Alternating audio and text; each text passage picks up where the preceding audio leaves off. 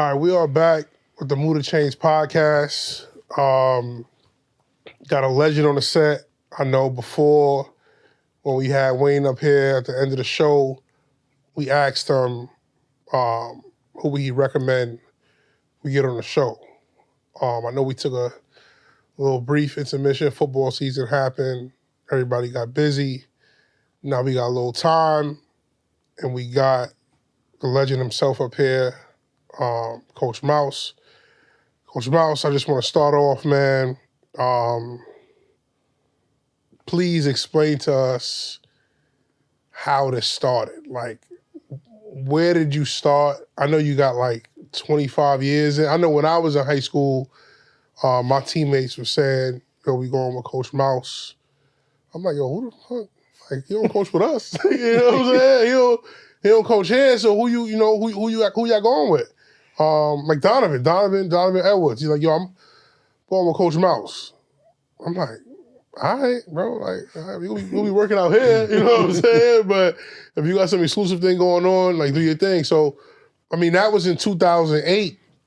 You know what I'm saying? We in 2025 right now. So, just like, how did it start, man? Like, It's well, thank you for the kind words, but just hard work. I feel like I've lived two lives. yo, We in a we in the latter part of a second life. I'm from Flatbush, yeah, Junction to be exact. So a lot of those kids, know me from the area. mm-hmm. I wasn't, we all played football. I played football growing up, high school, college. After college, dealt with some of the same demons everybody else deals with when the game's over. Was away from the game for a while, Was on the block one day, and a friend of mine pulled up, said, come help me with this youth program. I was like, coach football? I don't want nothing to do with football. I don't want to watch it on TV, Yeah.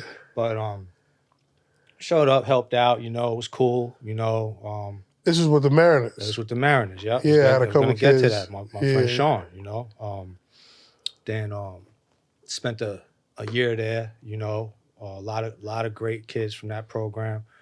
Came to E Hall, helped with Wayne and Quell and all of those guys. They were just as important building blocks. Spent a year there. Left there, went to the New York Warriors. Warriors. Yup, had a lot of success there. Coach Kev. Again, more Kevin Johnson, who's doing great things at Pace Academy in Georgia. Kind of what we're doing up here. Then, became someone of a known coach in the AYF at that time, and was coaching all the All-Star games and stuff like that. Gotcha. And, we worked together, moved to change, and you see I think it's all about relationships, just being real and genuine with people. Real recognizes real, they say, right? And people just gravitate towards you. And, a lot of those kids, I got the opportunity when Coach Roz, who I grew up with, found me coaching at the Mariners, told me pull up to E Hall. I was like E Hall. Why would I come to E Hall at the time, Yeah. And but I came, so it was about. I saw Liverpool, it was a legend. Liverpool, and I saw what their vision was, Coach Landberg and Coach Roz, and I gave it a shot. I came over in the playoffs of 2007, and so I don't even count that year. I just came on, and then we had the whole off season, and then 2008 was my first year there, and it was great because when I came in, I came in at the same time with Wayne Morgan and Shaquille Jackson, and then a lot of those kids that played youth football for me and in the AYF, and when I say a lot, like damn near the whole city came, and we formed like the Avengers at the end of Endgame, and there were already some talented players there, like Felix Small and Georgia and Yearwood. Yeah, Yearwood, Yearwood, Justin Johnson, a lot of, Elijah Burgos, and whoever else I'm missing, part of me, but that was the beginning of something great, a lot of hungry people, and Wayne's freshman year and Shaquille's freshman year was outstanding, you know, and Luda, you know, Yeah. Cyrus, you know, so All those kids came at the same time? yeah, Richard Agaro, like Are they all? Did they all play for the same youth team? nah, Was you know, him and Quell played for Mo Mo Better. Luda, Lumel, John Samson, Khalil, they played for me, the Mariners. Khalil Got you. and John came with me to the Warriors. You know, Cyrus played for the Warriors, Richard Agaro, yeah. So you know, we realized we had some good kids, you know. We were in the bowl championship that year, right? Your freshman year. Yep. And we came back, and your sophomore year is when we made noise. I think we were undefeated in the regular season, right? 8-1. 8-1, something like that, right? We lost the last game to Tomville, and then we lost to them in the semis. But you know, that was great. And then, but prior to that, you know, that's when we went to after his freshman year, we went to USC. You know, I took him. That's his freshman year. Yeah, the end of his freshman year, I kind of snuck him into Pete Carroll's Rising Star camp, and because it was only for juniors and seniors. Gotcha. And I mean, he looked the part, so I was like, Yeah. why not? Yeah. Quell was supposed to come, but he was injured. You know. Gotcha. So, you know, he went out there and it was a 2-day camp. The first day was a lot of testing. He ran a 4.4 on Pete Carroll's watch. It was great. They turned. He had Morgan on the back of his shirt, the headband that said Brooklyn. Yeah. And Pete Carroll's like, "Where you from? Up north? San Diego?" He's like, "Brooklyn." He's like, "Oh, Brooklyn's in the house." Remember? And then, but chatter started spreading around camp, you know. And then remember we eating lunch, and my boy, the coach, John Glenn, I was like, "I think I know him." He's like, "You don't know him." One of my boys I played college ball with was coaching. He's with them. He's with Pete Carroll till now. But anyways, so he did his thing that camp. It was crazy. To stop you there, so you already knew that he was talented enough. He led the team in tackles as a freshman. Gotcha. At safety. That's safety. And he played every game. He didn't come off the field. I mean, he was like it was obvious. When he first brought it to me, part of my voice. Yeah. Everybody thought I was crazy. Yeah, I was like, USC? Yeah. I was like, Coach. This is USC time. Reggie just won the I Heisman. know that's what I'm saying. Yeah. Dwayne Jarrett and It's like 06, 07. Taylor Mays was the safety at the time. Yeah, number 2. Yeah. Yeah, so I was like, nah, we got to do this, you know. But prior to that, we were doing the Schumans. Oh yeah. All right, so this was Schumann. June. Like we were out there the day Michael Jackson died. We were on the field. We thought it was like a prank or something. But so I was like the end of June. But we were doing all the Schumann stuff, right? Yeah, the NUC stuff. Yeah, and, NUC. Yeah. bro. We Just getting killing Combine King. Like these guys are killing him. Quell, Luda, everywhere we go was crazy. So I'm like, nah, I gotta find the ones where it's the gonna be guys some are at. content. Where are the writers? You know. So we went out there. You know, he killed it, and word started spreading like wildfire. We were in the LA Times the next day. All the Rivals guys, I'm starting to meet these guys now. You know, building those relationships. Yeah. So we come back or whatever, and you know, the buzz is the buzz, you know. And then I just realized that, this is the formula. You know what I'm saying? Yeah. We're gonna hit the road, you know. So, you know, I had a friend who, my boy Skip, you know, I owe him a lot to this, the building of this thing. You know, he owned a couple of dollar vans, you know, so grabbed them, you know, we started going everywhere, bro. Bro. Donovan was coming, you know, like everybody, Miguel, you know, like Miguel, yes, you know, yes. We were going, bro, if there was a camp, we was there. We was winning it. We were going to run the fastest 40s. We were going to strap everybody up. We were going to score touchdowns, whatever it was. We were prepping for this. Like, I was treating this like the rap game. You know what I'm saying? Like an open mic. You know, we're going to go there and kill it. The highlight films were demos. We're putting it on we flooding the market, you know? Damn, that's crazy, man. And then word got out, and then kids from other schools wanted to get in the van. Let's go. Want to get in the van. That's when David Nooks came. Yeah. But, you know, we were always friends anyway, so I was telling them what we was doing. And then, you know, at the time it was more Facebook. So you're seeing all the stuff on Facebook and everything. And, you know, so, you know, we're going to colleges and, you know, helped a lot of guys out with Lackawanna at the time, you know, like kids from Sheepshead, you know, Nooks, you know. But yeah, that did a lot for, you know, building the buzz. So when did you discover that was the formula though? Like I know you said, during, you started with the NUC camps. Yeah, like I realized that it was important then. When I seen NUC and how much other players from outside of our region were going to them, I was like, wow, there's dudes at these things. You know what I'm saying? And there's writers covering them. Like, all right, we got to get covered. We got to get in. You know what I'm saying? And that became like the blueprint, and other schools are doing it and should be doing it. It's a copycat game. You should do what somebody else is doing and being successful at it. It's just staying transcendent. And that's what we take a lot of pride in at E-Hall. It's like, how do we stay ahead of the Joneses? You know what I'm saying? How can you stay innovative? That's where we kind of separate. But so yeah, with that, we start getting a lot of notoriety from colleges because it goes into college camps, and not just the stars and the writers, but the offers start coming in.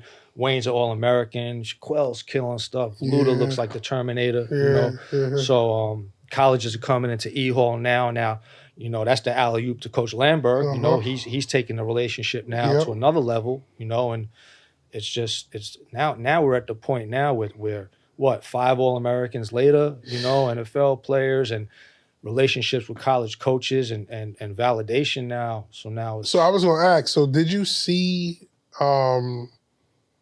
this happening for the program? Did I see it I didn't see being one of 50 teams in the country with a Nike sponsorship. I didn't see us playing in London. My goal was to be a top 100 program in the country, I wanted to be. My goal was to be nationally recognized. So that was the nationally recognized. Definitely, from I wanted day to be, one. Yo, bro, I'm a winner. I'm a competitor in anything we do, bro. So it was bigger than just. Bro, we could do New water York bottle City. flips right here. I'm gonna try and be top 10 in the country.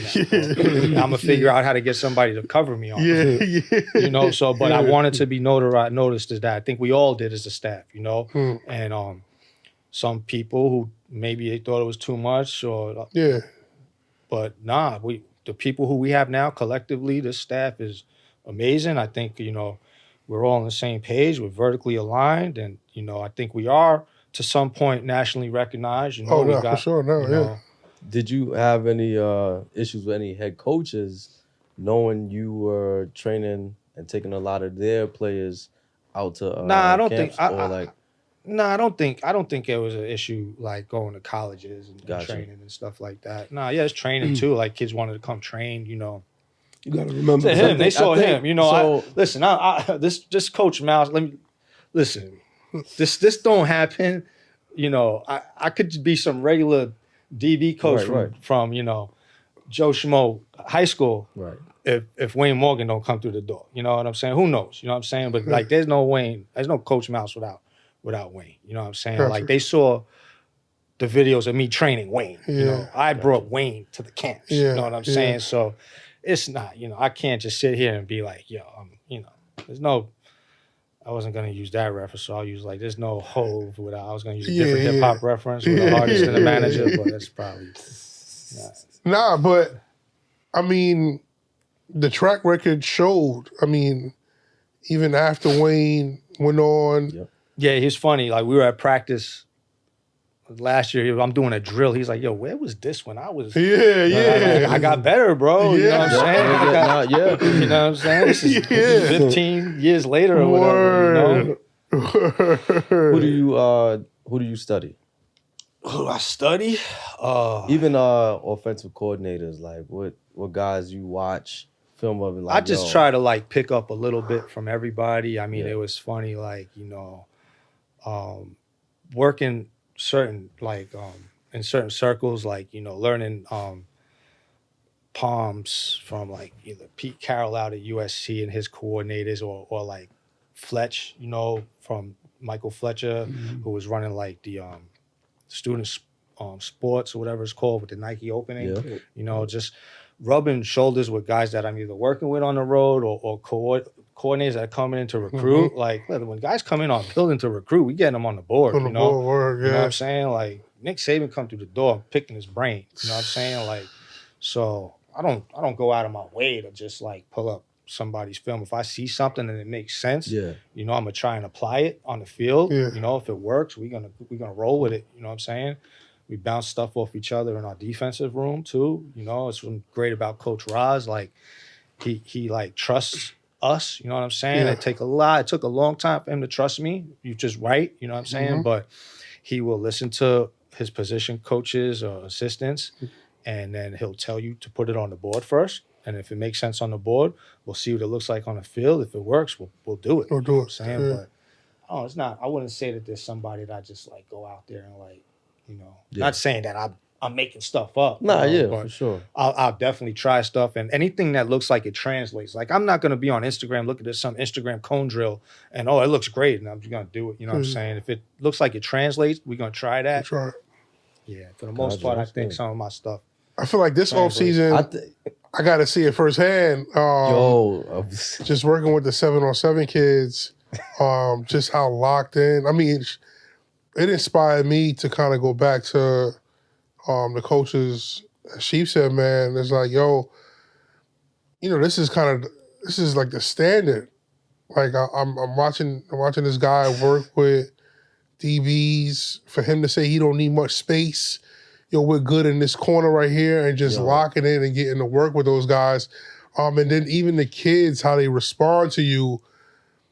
They weren't even my kids. Yo, weren't even your kids. Yeah. You know what I'm saying?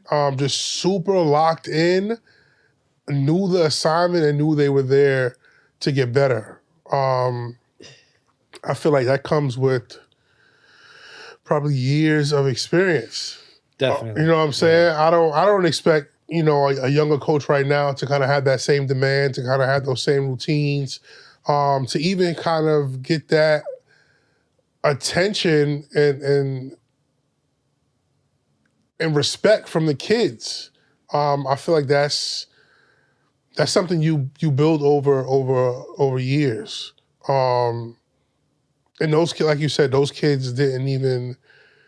Those are not your kids. You know what I'm saying? It's kids from just different schools. Yeah, we had two. Like Two kids from Erasmus. DBs wise, yeah. And had about like 12 to 14 kids out there, and they just was clicking. On a show we had before this, it was saying we were talking about the lack of coaching in the PSAO.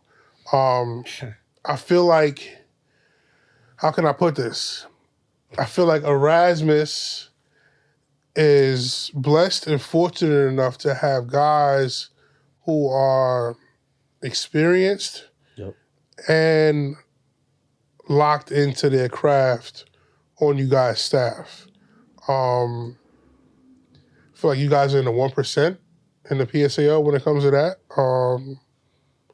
But I think the reason why PSAO football is not where it's supposed to be is because of the lack of coaches on the staff. Now I'm getting to see different guys from Erasmus coach and how they handle the kids. And it makes sense. It makes sense to, you know, the success that you guys have been having for the past decade. And I would like to see other programs pour into the kids like you guys do. I don't know how we can get there. Maybe you want to hold a seminar, you know, for coaches around the city. They a Glazier clinic. Hold a Glazier. You could teach the X's and O's, right? You could teach practice plan. It's more than that. I'm getting to it. Oh yeah. You can't teach how to love somebody. You can't teach somebody how to genuinely care about the kids, you know? Right. You know, like we're going to love you hard, you know what I'm saying? Because when we do have to scold you or demand something from you, you know, you're gonna give it to us because you know we care. You know what I'm saying? And I think I'm not saying other coaches we care more or not. Like I'm just talking about from us and our building. Like, you know, we really love these kids. You know what I'm saying? And I think that their parents know that. I think that's why they put up with a lot of the stuff we demand from them. Because we do demand a lot. As a player coming up in the program, what was your outlook from the coaches when you first got there to as a senior? I can say, Yeah, you're straight. Yeah. I can honestly say it's more like a family. You know, it wasn't just about the football, about the game. You know, we actually hung out. Yeah. You know, me and Coach Mouse we used to hang out. And Sean B, he was my track coach, but everybody was cool. You know, we used to link up, watch games with each other. Coach Lambert used to just pick us up. We used to just ride around. So Jasier just helped me move. right. Wow. So You know, like, Yeah. you know, it's stuff like that. So Yeah. you know, football is football. But you know, when you go home, when coaches make sure you get home safe, you know, go the extra mile. So now it's kind of like a disconnect to if I compare it. Yeah. You know, but the kids they kind of don't open up that much. You know, and want to have that type of relationship. kind of relationship, But then right. you got some kids that's super cool that'll call you, you know, any time of the day, any time of night, like, yo, coach, you watching this game? You know what I mean? Yeah. So that's really what it's about. You gotta the football, the game is gonna take care of itself. So I feel like it's more of understanding the type of player, who it is, and you know how you can help him. You know, because that's like Coach said, it's about the love. You know, that's what it comes down to. Relationships, you know, in every facet, you know, with the players, you know, recruiting, you know, for every level. You're recruiting youth to come into your Youth to building, come, yeah. relationships with college coaches. Like, listen, bro, we could send kids to any school in the country, but, you know, there's certain coaches we trust, you know what I'm saying? And those relationships matter, you know what I'm saying? You know, you want to be able to get a coach on the phone if something's going on in the other side of the country with your kid. You know, you don't want to have to set up a meeting with him. You know, like so like relationships just across the board with football are, you know, what could be what takes you from here to here, you know. And do you learn that? So I'm guessing the only way you learn that process is kind of like on the job. So it's like, you know, after kids and you have kids come in and, you know, kids start getting offers, you start talking to different college coaches and then seeing how those guys handle the kids that you're sending to them. You only probably can get that experience by being in those positions. Yeah, true. You know, while you're getting that experience, you got to be able to adapt too. Yeah, to at the same that are time. changing. You know, you can't be that coach that thinks, "Oh, my way worked in the past." You got to be, you know, somebody whose cup is half empty. You got to be able to fill more water in your cup. You know, you got religious clerics who are 90 years old still learning their book. Yeah. Why can't we adapt? We as adapt to it. coaches, you know, so and learn. So, you know, we're always. I mean, we've been successful in the wins and loss records and championships, sending kids to college. We have a right to say we're going to do it our way, but like I said before, we got to stay innovative. We got to stay transcendent and not just recruiting, not just in X's and O's, but just in learning everything, period. You know, how we're going to maintain relationships. The kids are different now than they were. Yeah. So it's just like offenses are changing and defenses are changing. Kids are changing. Kids you know? are changing. So everything for sure. is like it's just fluid, you know. Do you think the same? So you said it was when he was with Wayne, when he was a freshman, sophomore. You said there was a formula to the recruitment process. You think the formula is still the same, or It's very much different. Different because now? it's built. You still got to do those things. You still have to do those things. Yeah, but I mean, there's so much out here now. And there's less demand for high school football players at the college You were level. just talking about in general or at I'm talking about I'm just talking about in general, the recruitment process in general. Like he said, there was a formula. He said, going to different camps, then going to camps where the guys were at. It's definitely the same formula. But now, as of recent years, the portal. Yeah. So There's now less you're demand. competing with the portal.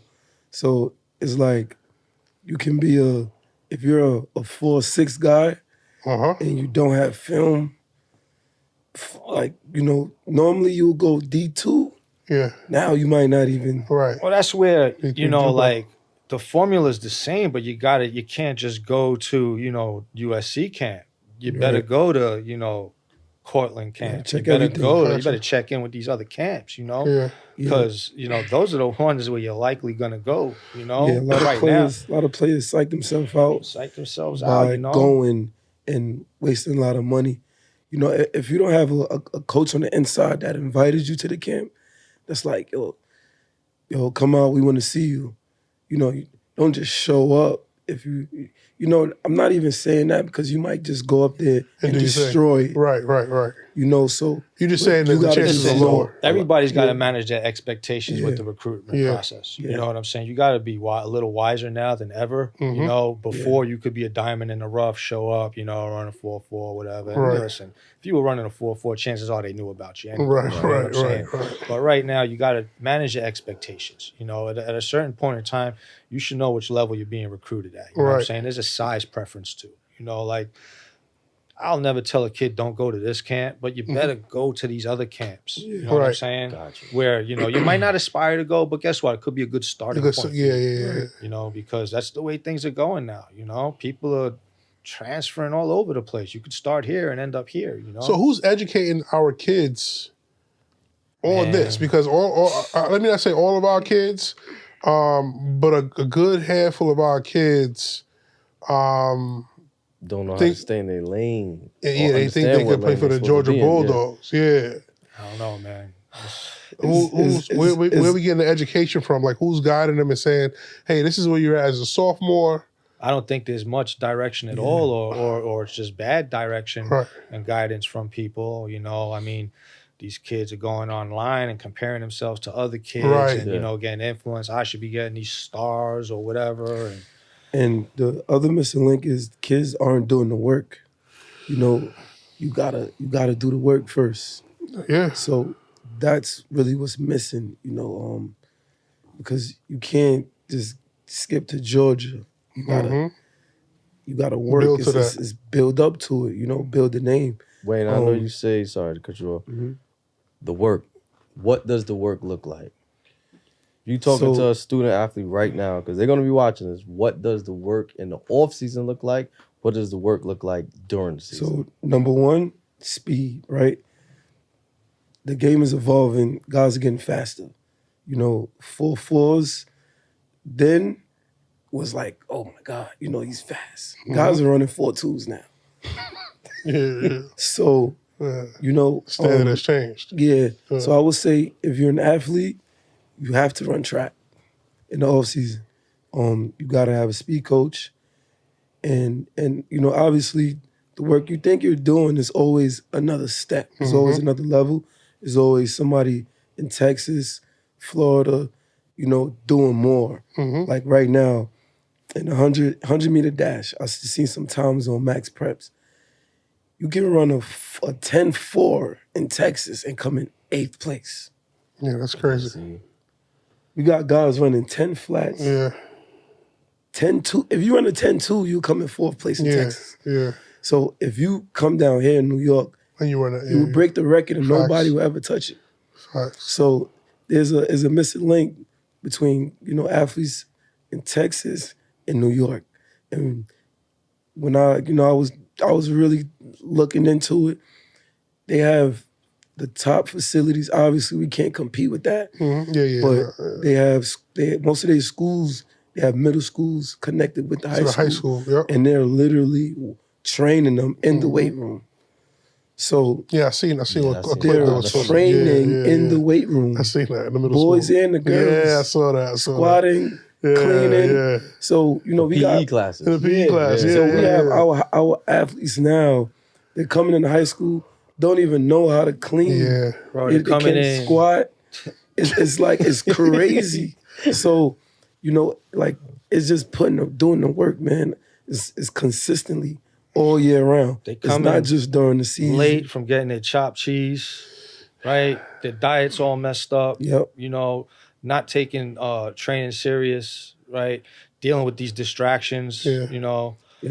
I mean, it's a lot out here. So on the outside looking in, you would think that Erasmus don't deal with those problems. Oh yeah, we do. Because, so I always say, competition builds character. And you guys, I'm not gonna say no one is guaranteed a spot, but no one is really guaranteed a spot there. So it's like at any moment you could be replaced. And I think that's what keeps these New York City kids kind of on a more focused path. You have kids at the majority of other schools in the city, and they feel like they don't have to work hard, is because they know they're going to start this following season. You know what I'm saying? So it's kind of given to them. Then you have kids who run from competition. College football has made it so welcoming to transfer that if kids feel like their position is in jeopardy, or if they may have to work a little harder to play, they're out. Why would I work harder here when I can leave and be guaranteed a starting spot at a smaller school? Yeah. You know what I'm saying? They don't have too many kids there. I can play. I can be the man.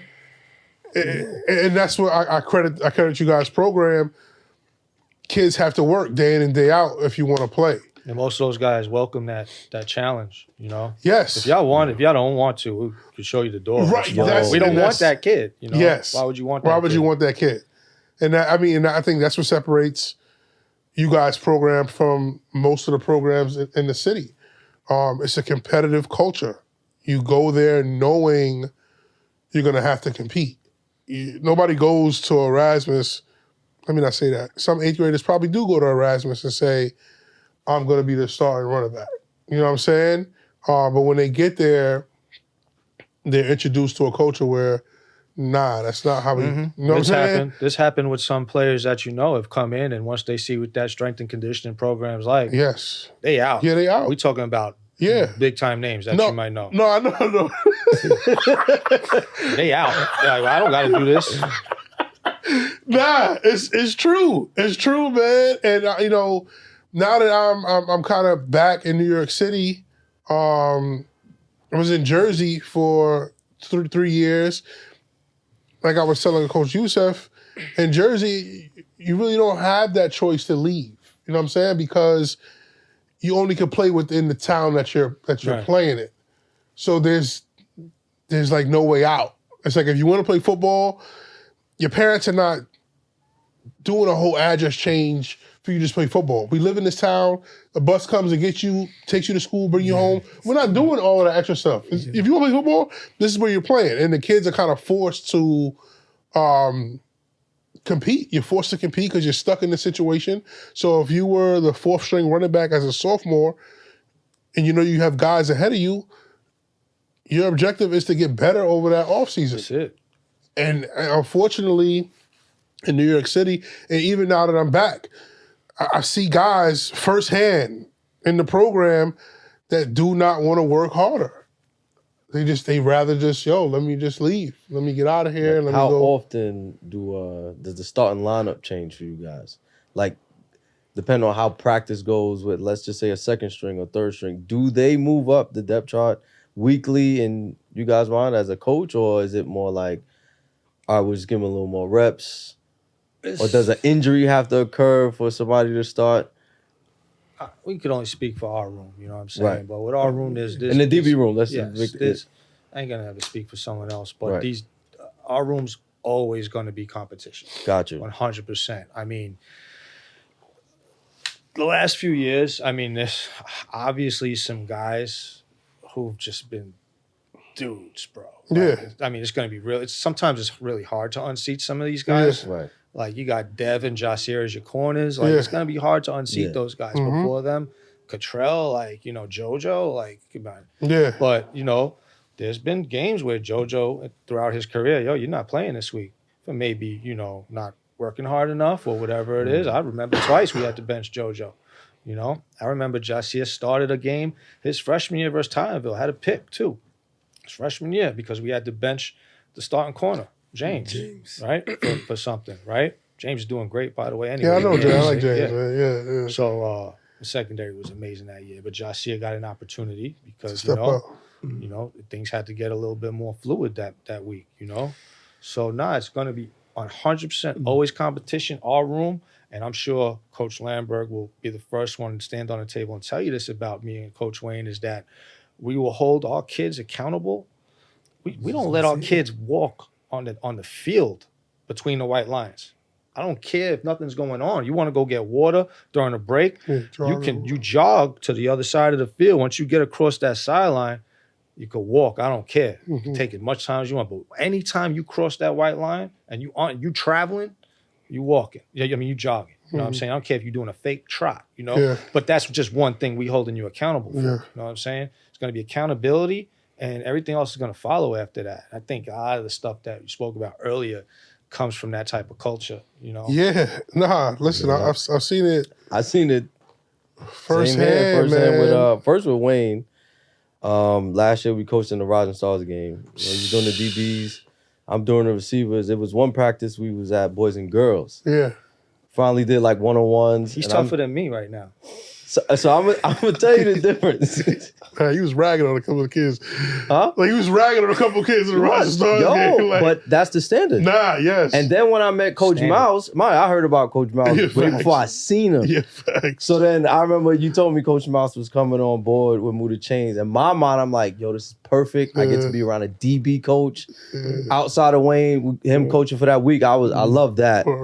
Because I get to see, like, all right, this is what I got to coach against. Facts. Then when I met Mouse, super cool. I'm like, this dude is like Flatbush through and through. Yeah. I'm thinking I'm going, so Coach Mouse, how you doing? He like, nah, what up, man? Then I said we was in West Virginia, bro, and then, yo, you guys are warming up. I remember me and Coach Mack was on the side. It was small on the side of this rug. Yo.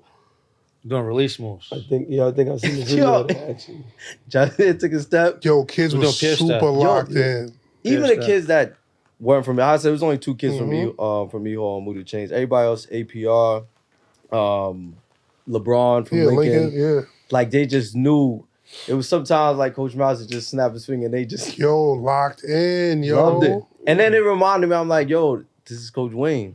Yeah. Like he was doing the same thing. I'm like, all right, this is why E-Hall is E-Hall. So what impressed me is that 7-on-7 season, you don't have much time with the kids.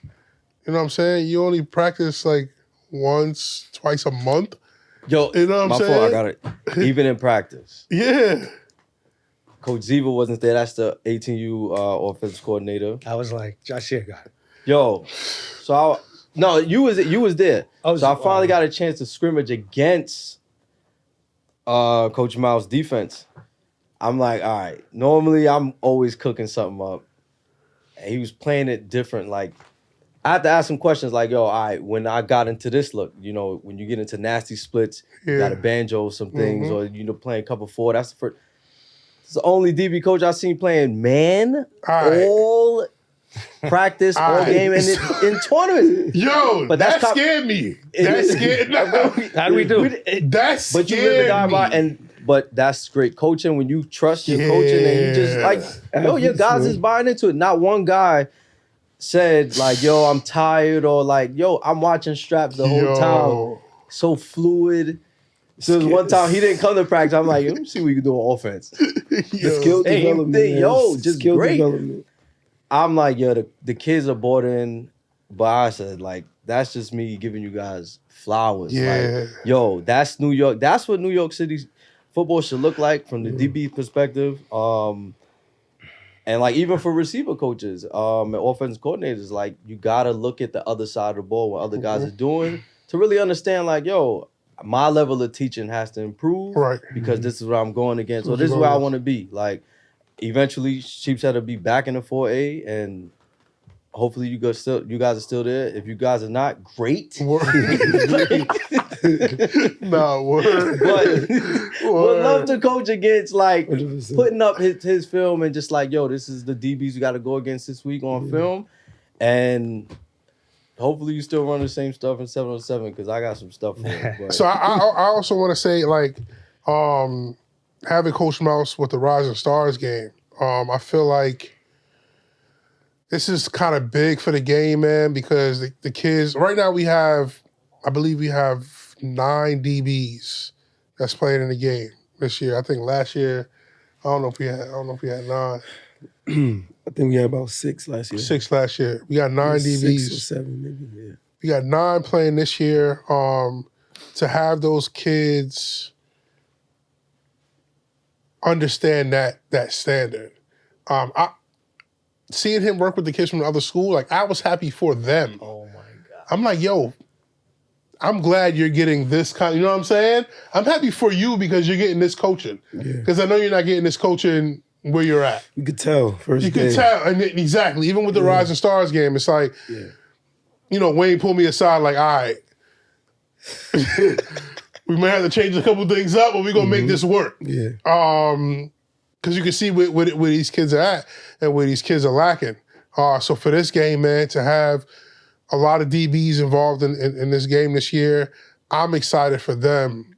Of course, you know, we have a couple kids from Erasmus in the game, but the kids that is not getting this coaching and this training, I'm excited for those kids to be able to work with these coaches, man, to be able to compete with Long Island kids. We had Coach Cornell in another episode. He said the receivers this year for Long Island, right? Yeah, D1 guys. Yeah, but then I told him, I said, we got a guy named Straps. If they working with and other guys, so like, this is going to be a great game. Yes, he's very good. Very good's an understatement. Yeah, I mean, the way y'all talk about me, that's how I talk about Vanucci when it comes to the training receivers. wide receiver. He's super solid. There's nobody better. He's super around solid. Him, you know? So those receivers over there are getting trained by him. We got our hands full. Yeah. And if those quarterbacks are getting trained by James Brady, we got our hands full. Yes. Just so I know both their quarterbacks, or they have 3 quarterbacks. I know both of those guys work with Brady. I kind of go through all of the Long Island film just to see, like, you know, what we're up against. Yeah, what we're up against, and I kind of know our guys who we have on this side. But yeah, the receivers that they have this year, I'm very excited just to see both sides kind of face off, man. Even Kamal Roy's son, his son is playing in the game this year. That's pedigree. That guy, great wide receiver himself. Right. That kid. Just talking to Coach Cornell, I just found out he's 6'3", 6'4" now, which is crazy. So I'm definitely like excited. Hopefully, he could get after the quarterback. Yeah, I'm super excited for this year's game, man, and happy to have you guys on board again. You got a great venue. I was just talking about the venue, man. Yep. LIU seats 8,000 people. Like my job in facilitating is just to make it an experience as best for the kids. Putting the whole thing together just to make them feel like this is the biggest game they could be a part of. Yeah. I kind of just let the coaches coach, man, and I kind of just worry about everything else that's going on with the game. Super excited for this year. Super excited. Happy to have you guys on board. Definitely. So before we end the show, I definitely have to ask these questions. Expectations for the upcoming season for Erasmus? Ain't nothing changed. We'll be in it. Yeah. Oh, shit. I mean, usual suspects will be around at the end, right? Yeah. I like making predictions, man. So I'll kind of leave. What I told you last year, I said it was going to be us in Tottenville. In Tottenville, yeah. So I thought Tottenville as well. I did too. I thought it was gonna be that in the end. But that ended up being the semifinal game. So which is an amazing game too. Yeah, that was a crazy game. Yeah. And then we left some food on the table in the championship game. So we got some unfinished business. So I think originally I thought Tottenville was the favorites this year. Curtis is benefiting a lot. Trust me. From what happened at Moore Catholic. I see a lot of kids posting on Twitter saying, thanking Moore. Yeah. But I'm now going over to Curtis.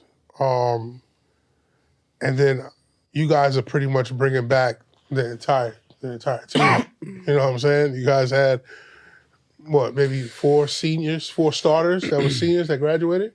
On both sides of the ball? A lot is coming back, yeah. Pretty much the whole team is coming back. I mean, the year before we lost a lot, right? D-Line, couple D-Linemen. D-Linemen from this. But AJ's coming back. Xavier's coming back. You guys have dudes in spots. Quarterback, running backs. You guys lost Lyric, graduated. Vic. Oh my God! But they got Vic.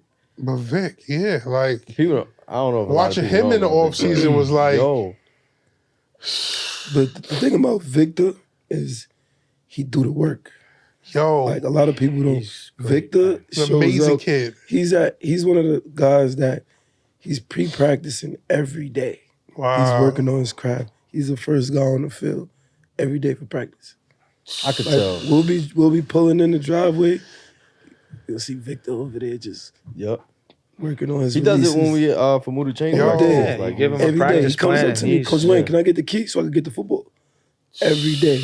I see him walking towards me. I just hand it to him. Yeah. So he wants it really bad. You know, his drive is super high, and he's just gonna be one of those kids where once it happens, it's gonna Yeah, happen. He's the next Football. big time name for Yeah, us. for and sure. the For sure. Next yo. cycle. For you sure, know, yeah. After Driving Amir him and those home. guys get set in school, right?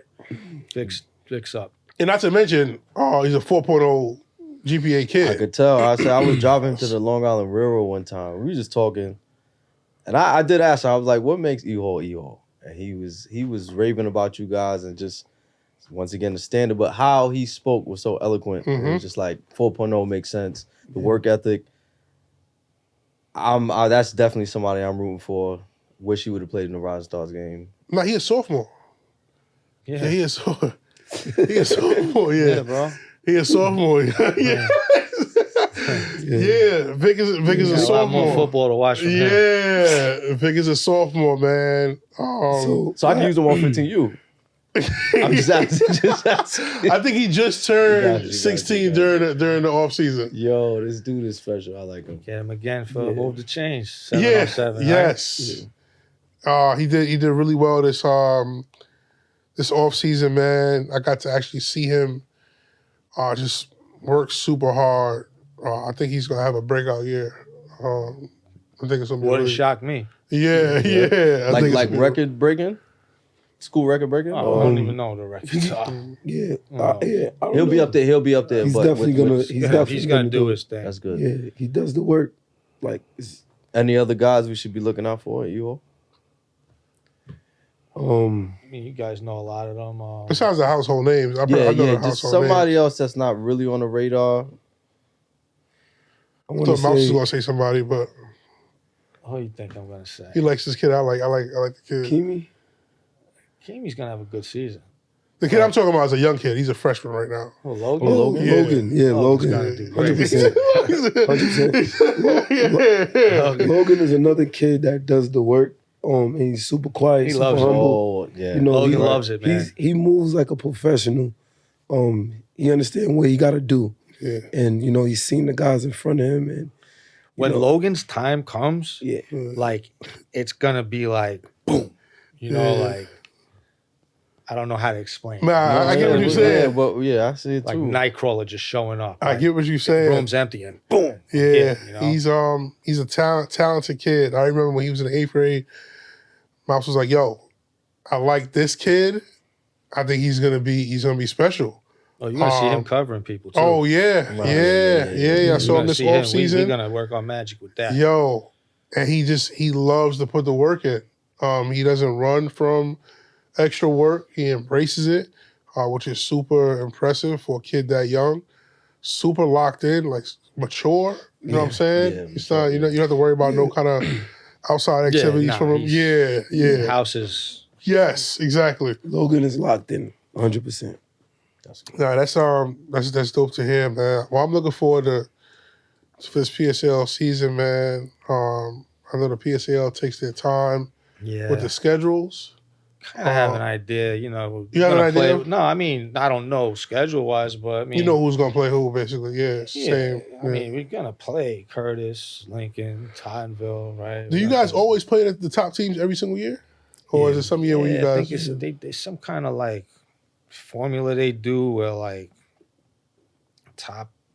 they take like the teams with the top records from like the past like 3 or 5 years, right? They average that out, and then like those are like the top 4 of the of the of the league, right? Of the whatever the A's, was it 4A? Yeah, 4A, yeah. Right, and then there's another one, right? And there's another one, and Yeah. then that's where PowerPoints come in. Yeah, it's a right? PowerPoint, So, yeah. you know, the top 4 or 5 are going to be who the They'll play top each 4 or other, 5 are, and they have to play each other. You know, What does the preseason schedule look like for you guys? I was gonna ask about that. ain't nothing solidified and concrete yet, so I I don't heard know. through the grapevine, you guys are spinning the block with Cardinal Hayes. Yeah, I think that's happening. yeah, right? I think that's happening. I think that's good. I think that's good for the city. I think it's 2 powerhouse programs. Get a chance to get some work against each other, public versus private. Got to play it at a neutral site. I think last year was at a res. I heard it's neutral this year. I heard it's gonna be nice too. Really? Yeah, we'll see. You know, I don't know what. Nothing's on paper yet, so I don't want to. Yeah, I might Shut miss the my doors. game to go see that. But You know what I'm saying? Yeah. then there's another open week. There's a couple of names, but you know we should. Oh, for the second non-league game. We'll be Yeah, on the you road. guys- We'll be on the road doing something. You guys always schedule Yeah. like some heavy hitters, man. It's I'll tough, you know. take a Like hat those off to heavy that. hitters, they're in pad Yeah, June 1st, yes, right? We're yes. coming out of camp 2 days Yeah. before we play them. Yes. Literally 2 days. Literally, we're getting off the bus on Wednesday or Thursday, and then you know we playing the next whatever. Take a quick step back from high school real quick. Go to Pop Warner. Gotta shout out Mo Better Jaguars. My boy Abe, Esau, obviously. Coach Wayne, gotta speak on that, man. That was like really big for Brooklyn. Brownsville, stand up. That was huge, man. Yeah. Talk about like that run. Fundraising for it as well. I know that was like huge for you guys. Yeah, man, the whole experience was like, I feel like I was reliving my days of playing. Yeah. Seeing the boys, because they all played 9U last year as 8s, Yeah. and they lost in the championship. So, you know, they felt the loss, and they went through the adversity. Yeah. So this year coming in, we added a couple more pieces, and you know, we had a standard. The standard the whole season was 40 points. 40 points, 40 points, Yeah. 40 to zip. So literally the whole season we put up, because, you know, in Little League they have the mercy rule. Got you. Okay. So they will really speed up the game. Oh, You PSL know, too. Yeah, it's crazy. Mm-hmm. So the guys were just locked in, man, the whole year. Coach Lack, Coach Darrell, they held it down. They did an amazing job with the boys. They didn't give up a touchdown all the way up until the semifinals of the national championship to go to the national Damn. championship. So they Unscored upon until the semis in Florida. literally until the game to go to the national championship, nobody Let me scored. pause you quick. So like some teams, a team like that, not giving up no points. So when you guys did, Let me tell these you, are young kids. So I'm gonna that's- tell you. So we were up 13-zip on a team called South Bend. It's a tough team. It's one of the best teams we played all year. So when they scored finally, if you watch the clip though, it was like 7 guys to the ball. yeah, But it was 3 guys on him, and then somebody else came in and knocked everybody off of him, and then he ended up breaking okay. loose. So right after they scored, you know, they didn't get the extra point, and they jogging off. I see them all crying, right? yeah, So at this point, I'm like, yo, what y'all crying for? What y'all crying for, right? We brought them in the huddle because we got to call the timeout. yep. And it was like, we gave up our first touchdown, coach. Yo, Like, they wasn't crying yeah. because See, of that's all the I game. Yeah, And, yep. you know, they was more so mad that they let somebody score. So when I seen that, I'm like, yeah, we going to win the national championship. There you go. So, you know, we had to just, I'm happy they scored. Now we can get that off our back. We can just play football now. You know, we don't got to worry about not giving up a touchdown. It happened. So let's just move forward. And it was dope, man. And then, you know, the national championship game, we technically didn't give up a touchdown on defense because the other team called like a pick 6. It was a crazy play. Okay. Crazy play. But So, technically we only gave up 13 points the whole Oh, year. yeah. It was really amazing to see the community rally though for us to get to Florida, because the turnaround town from once you win, because the way Pop Warner works, and this is why we want to stay in the league, right? A lot of people got this idea that Pop Warner is not good and the competition is weak because of the other leagues like the BTS leagues and all these other leagues. What I want to say is like it's really not about the league, right? It's about the development of the players, right? As long as you're coaching them the right way, you're developing them and they learn, they're getting better each week. That's really what matters the most. So, with that being said, after the last game to go, the game to decide whether we go to the championship or not, to Florida, regionals, right? We gotta win 3 games after winning the league. Yeah. So you gotta win your league first, Then you gotta and win then regionals. you gotta win the region. You gotta beat everybody in the region. So you play the best team in each region. Yeah. After you beat them, then you get to Florida and play another 3 more games. So the last game was, let's say today's Sunday, right? We had to leave for Florida Friday. So it was less than a week turnaround. So, we couldn't really do anything because, you can't really count the money before you get it. You know what I'm saying? Right. So we had to win first and then figure out the travel and how we going to get there. You can't book flights before you win the game. Right. You can't. And we literally had like 5 days, 6 days to get ready. So, we started the fundraiser, and shout out to the owner of Junior's Restaurant. He donated $10,000 to the program. Shout out to my brother Todd Gurley. He also donated. It was because he seen what was going on. Right. I didn't even have to ask him. Right. We spoke about it. He seen it. He seen me posting it. He was like, "Yo, bro, I wanna contribute." So he did that, and the community rallied. It was amazing. We won. When we came back, there was like getting off the bus. That whole experience was crazy because everybody came. They had like the confetti. Once we was walking off the bus, we had a whole parade. The mayor. We had a parade in Brownsville. Mayor Adams came. Hakeem Jeffrey came, congressman. So they've been getting still doing things. They just went to the Gracie Mansion the other day. Yeah, it's crazy. So the love and the support that we're getting, coming out of Brownsville is amazing. These kids. And they running track now too. Yeah, they run the track. With all 707. more better track. They working. Yeah, man. they training with me. They working all year round. We want to install this into them now because like we was talking about with the whole work ethic situation. Yeah. I understand that. We've seen it, and this is what we spoke about last year. We want to just keep them working. Track, we going right into that. We going right into training, right into 707. We going a little bit of spring football, but we don't want to be playing all year round. That's crazy. So we're gonna go to this tournament next week, and but we just want to keep them going. Keep them going. Keep them together, and then as they grow, then they'll get more knowledge from the game, and it's great, man. Because I honestly didn't see myself getting this much involved. Yeah, I know. Last year, yeah, I know. Yeah, but it's hard. It's hard step not away to. Once you step in. It's crazy because Coach Mouse. I be there, and I just be there because my daughter's running track. Coach Mouse, this guy.